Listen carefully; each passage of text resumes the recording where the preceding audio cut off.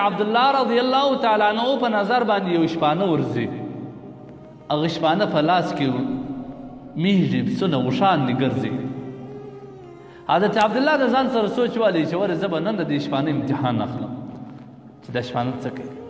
حضرت عبدالله ورغلی شپانه ته وایي چې دا رمه د چا ده؟ هغه وایي دا فلحال خو زما په تسلط کې د زه پیا.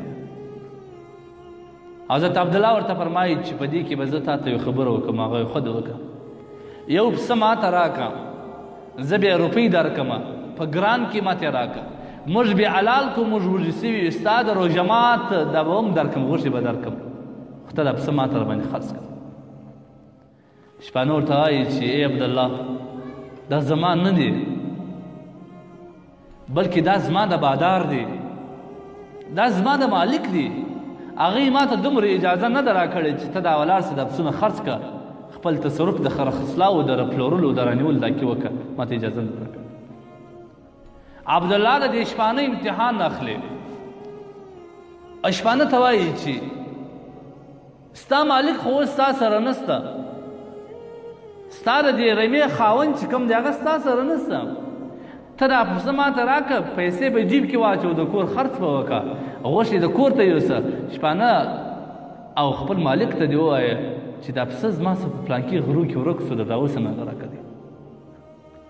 هغه شپانه حضرت عبدالله رضی الله تعالی عنه ته داسې ګوري ګوري ګوري، یو دم حضرت عبدالله رضی الله تعالی عنه ته اشاره اړوي او اسمان ته ګوري او دا لاسونه پورته کوي، این الله این الله این الله. ای د خدای بنده، که زه چیرې خپل مالک ما نه وینم، هغه د میږي او د پسو خاوند ما چېرته نه ویني، الله چیرې دی؟ الله مې ویني که نه؟ الله په دغه غرو کې زما سره سره دی که نه؟ په دې درو کې الله زما سره شته که نه؟ الله ما ویني که مې نه ویني؟ حضرت عبدالله رضی الله تعالی عنه شپانه په خپل غېږ کې نیسي، ته وایي چې حقیقت مؤمن ته ستا د امتحان دپاره زه راغلی یم، خو ته په خپل امتحان کې کامیابه شوې، بیا په انعام کې هغه ته یو شی ورکوي.